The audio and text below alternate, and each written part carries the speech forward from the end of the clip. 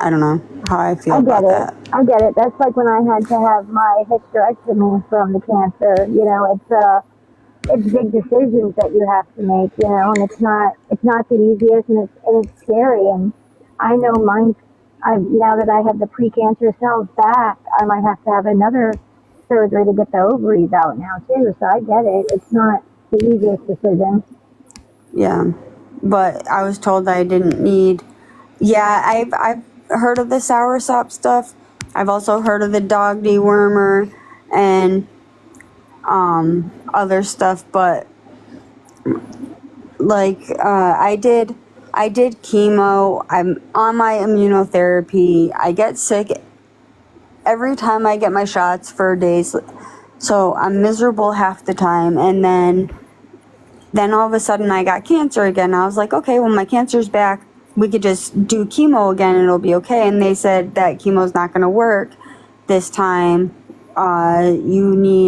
We need to have a mastectomy, and then we need to do a PET scan and see if there's any spread of the cancer. But right now it's in one area. We need to cut that. You have to have a mastectomy so it doesn't grow. But I thought I couldn't have surgery, and I was told I couldn't have surgery because it was going to come back. So then what's the point of having that body part cut off if you're going to get your cancer back anyway? And I am stage 4. Yeah, I have terminal cancer. We need to lift her up and be by her side. And give her all the support and the love, and not bring drama to her room and bring stress on her. Thank you. And there's a lot of people here that is to protect her. Yeah, it's I was diagnosed with cancer a little over 2 years ago. I didn't find out. It's a very long process to find out about it and to deal with it.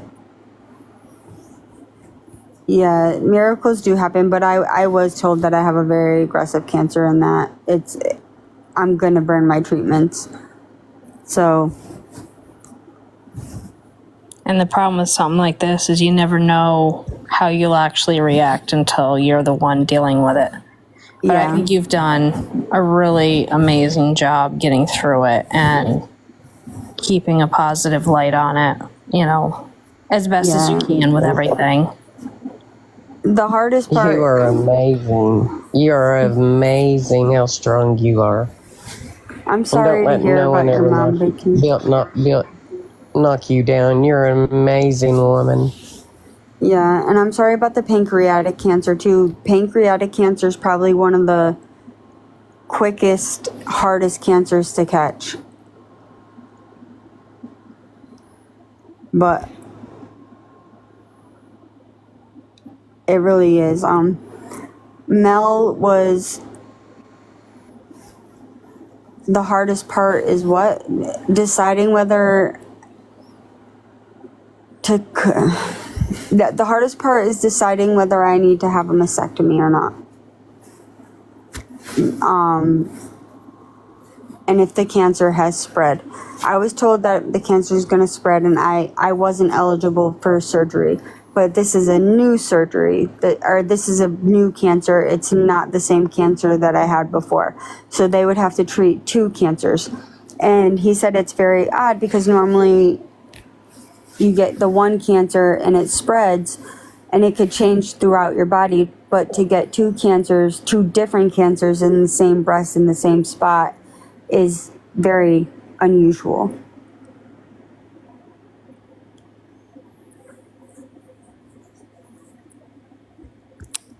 If you do the mastectomy, I mean, do they think they could just stop it altogether? Yeah, I think so. But the problem is I still have cancer in my back. So what's the point of doing the mastectomy when I'm going through treatment anyway? I'd rather just do chemo and lose my hair again than lose a body part. Makes sense. I mean, I don't know. from a large-chested girl half my time, I sit there and I think, damn, maybe it'd be nice to get these things off me. But that's just me. Buying bras are so expensive. My mother-in-law had one 2 years ago. She had them both done. Yeah, I have Mets on my spine, and then I have Mets on my liver. So, Becca, you said I'm going to have chemo called HER2. I don't think you're going to have chemo called HER2. I think you're HER2 positive so they're going to treat you with Taxol, Herceptin, and Perjeta, and depending on where it's metastasized, if it's in your bones, then they're going to give you a shot called Zometa or Phesgo.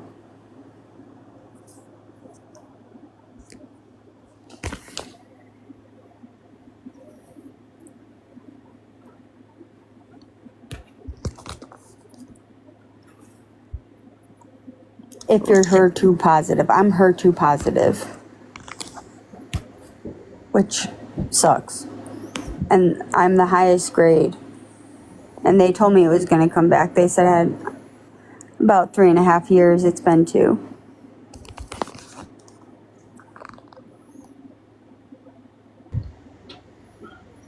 I'm going to drop down. I'm going to try to go to bed again. All right. Good night. Come back if you can. Okay, Yeah. If not, I'll talk to you tomorrow or something, okay? Yeah, sounds good. Well, tomorrow I have my daughter's birthday party. I don't know if I'm going to be on too long, but I'm going to try. Yeah. Okay, no, you do your daughter. You take care of your family. I'm very excited. Yeah. I bet. All right, love you, hon. Bye, ladies. Bye. Bye. Thank you. It's a reoccurrence. Is it Sabina's birthday tomorrow, or one of your little? No, it's the little ones. It's Callie. She's turning 5. So we did a mermaid theme. I went all out. Okay, this is what happened. I did the mermaid theme. You know, I got her the balloon arch, the balloons, all like the tablecloths, the cups, the papers. You know, mermaid theme, everything. I went all out for her party. Then her father, who I asked, are you gonna, I asked him a couple months ago, hey, Callie needs glasses, can you help me pay for it? He said no. Callie had appointments at school, like we went and did her PPT and stuff, and I asked, hey, are you gonna come to that? He said no. And then he said, do I get the girls this week? And I said, no, I'm having Callie's birthday party. He goes, well, can I come? Now, Friday when I dropped them off at his house, he told me to get the fuck out of the house. He said, get the fuck out of my house. I don't want to talk to you. So I said, okay, and I left.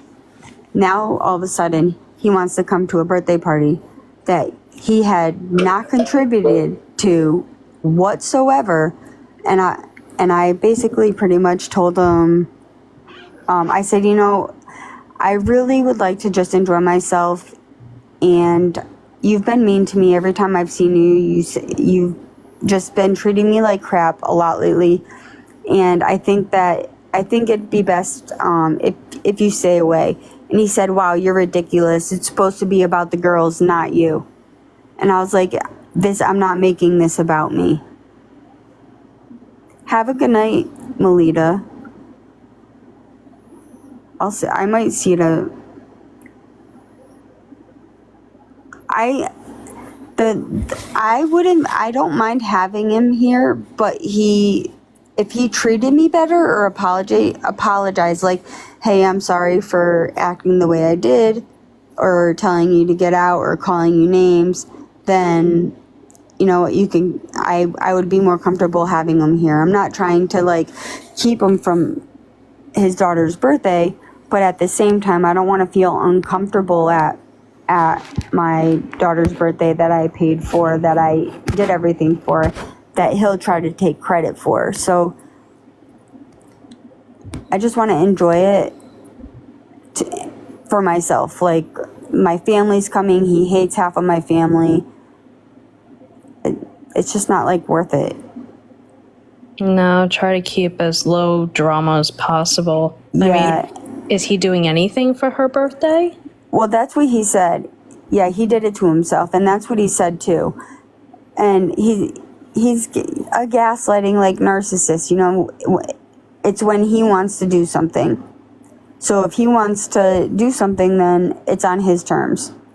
But he doesn't want to go to you know, like things that are important, but he wants to show up to a birthday party to be Father of the Year. I have the girls all the time. I'm fighting cancer. I take care of my kids. I can't even get out of bed some days. And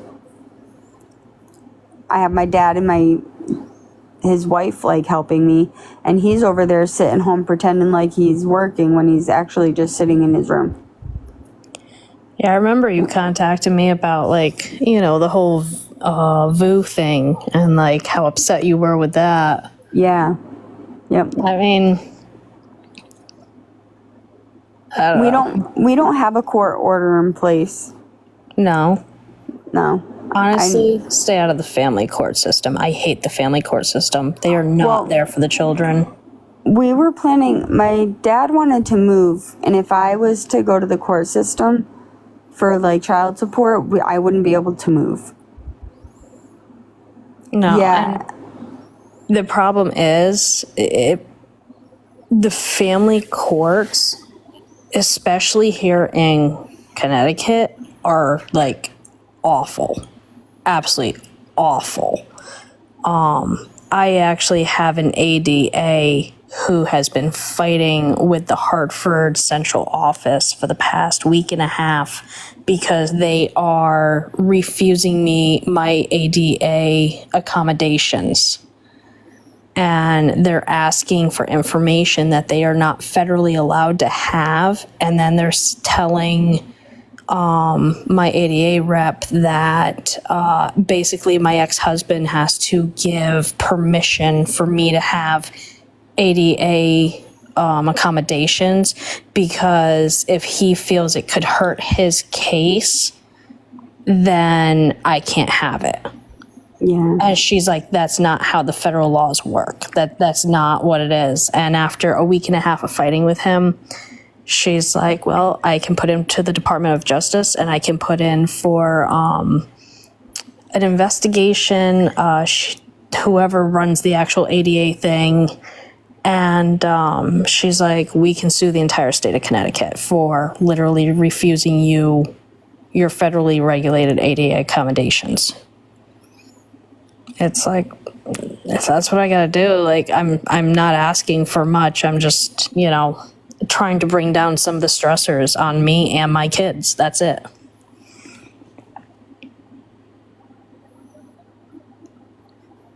So definitely stay out of the court if you can. Yeah, I'm going to.